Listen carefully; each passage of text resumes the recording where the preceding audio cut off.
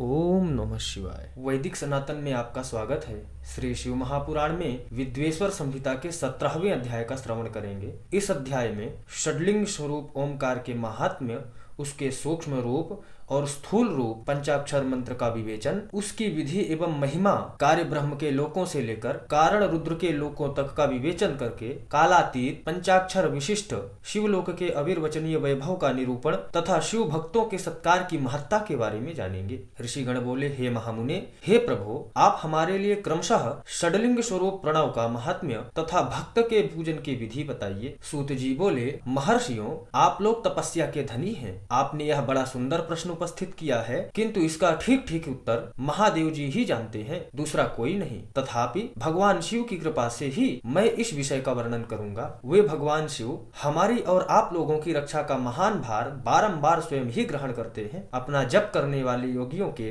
तथा अपने मंत्र की पूजा करने वाले उपासक के समस्त कर्मों का नाश करके यह दिव्य नूतन ज्ञान देता है, इसलिए भी इसका नाम ओम है। उन माया रहित महेश्वर को ही नव अर्थात नूतन कहते हैं। वे परमात्मा प्रकृष्ट रूप से नव अर्थात शुद्ध स्वरूप है, इसलिए प्रणव कहलाते हैं। प्रणव साधक को नव अर्थात नवीन शिव स्वरूप कर देता है, इसलिए भी विद्वान पुरुष उसे प्रणव कहते हैं। अथवा प्रकृष्ट रूप से नव दिव्य परमात्म ज्ञान प्रकट करता है, इसलिए वह प्रणव कहा गया है। प्रणव के दो भेद बताए गए हैं, स्थूल और सूक्ष्म। एक अक्षर स्वरूप जो ओम है, उसे सूक्ष्म प्रणव जानना चाहिए, और नमः शिवाय इस 5 अक्षर वाले मंत्र को स्थूल प्रणव समझना चाहिए। जिसमें 5 अक्षर व्यक्त नहीं है वह सूक्ष्म है, और जिसमें 5 अक्षर सुस्पष्ट रूप से व्यक्त हैं वह स्थूल है। जीवन मुक्त पुरुष के लिए सूक्ष्म प्रणव के जप का विधान है, वही उसके लिए समस्त साधनों का सार है। यद्यपि जीवन मुक्त के लिए किसी साधन की आवश्यकता नहीं है, क्योंकि वह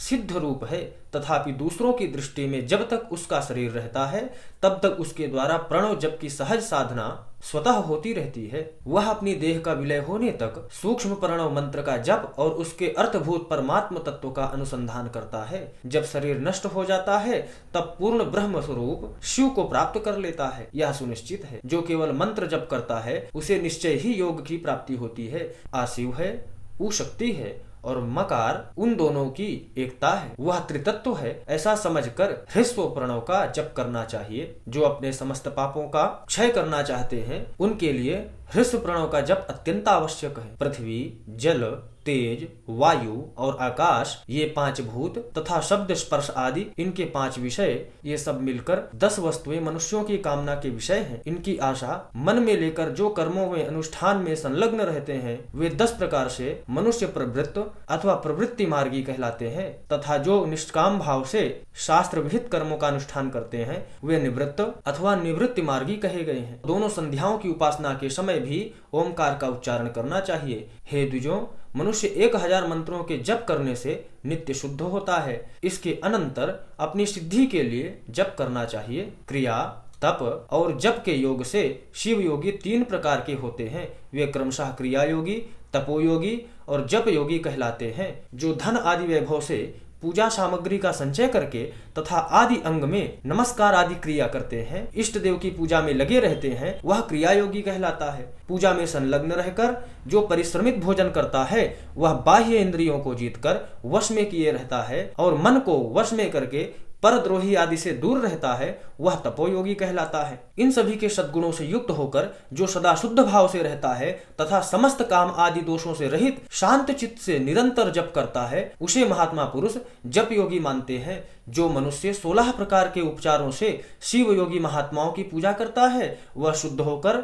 सालोक्य आदि क्रम से उत्तरोत्तर उत्कृष्ट मुक्ति को प्राप्त कर लेता है। हे द्विजों, अब मैं जप योग का वर्णन करता हूँ, आप सब लोग ध्यान देकर सुने। तपस्या करने के लिए जप का उद्देश्य किया गया है, क्योंकि वह जप करते करते आपको सर्वथा शुद्ध निष्पाप कर देता है। इस पंचाक्षर जप से मनुष्य संपूर्ण सिद्धियों को प्राप्त कर लेता है। पंचाक्षर मंत्र के आदि में ओमकार लगाकर ही सदा उसका जप करना चाहिए। गुरु के मुख से पंचाक्षर का उपदेश पाकर जहाँ सुख पूर्वक निवास किया जा सके ऐसी उत्तम भूमि पर महीने के शुक्ल पक्ष में प्रतिपदा से आरंभ करके कृष्ण पक्ष की चतुर्दशी तक निरंतर जप करता रहे। माघ और भादों के महीने अपना विशिष्ट महत्व रखते हैं। यह समय सब समयों से उत्तमोत्तम माना गया है। साधक को चाहिए कि वह प्रतिदिन एक बार परिमित भोजन करे, मौन रहे, इंद्रियों को वश में रखे, अपने स्वामी एवं माता पिता की नित्य सेवा करे। इस नियम से रहकर जप करने वाला पुरुष 1000 जप से ही शुद्ध हो जाता है, अन्यथा वह ऋणी होता है। भगवान शिव का निरंतर चिंतन करते हुए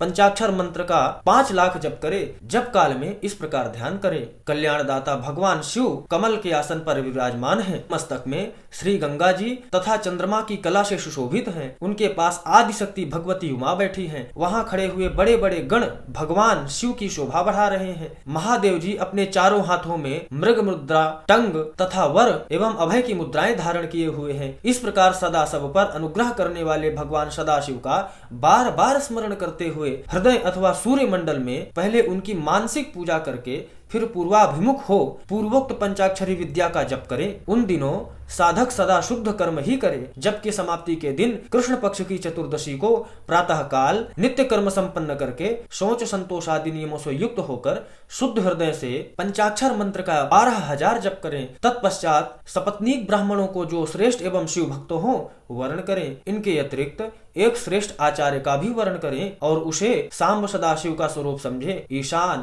तत्पुरुष, अघोर, वामदेव तथा सद्योजात इन पांचों के प्रतीक स्वरूप श्रेष्ठ और शिव भक्त ब्राह्मणों का वर्ण करने के पश्चात पूजन सामग्री को एकत्र करके भगवान शिव का पूजन आरंभ करें। विधि पूर्वक शिव की पूजा संपन्न करके होम आरंभ करें। गुरु को दक्षिणा के रूप में एक गाय और बैल देने चाहिए। ईशान आदि के प्रतीक स्वरूप जिन 5 ब्राह्मणों का वर्ण किया गया हो उनको ईशान आदि का ही स्वरूप समझें तथा आचार्य को शाम्ब सदाशिव का स्वरूप माने। इसी भावना के साथ उन सबके चरण धोएं और उनके चरणोदक से अपने मस्तक को सींचें। ऐसा करने से वह साधक 36 करोड़ तीर्थों में स्नान करने का फल तत्काल प्राप्त कर लेता है।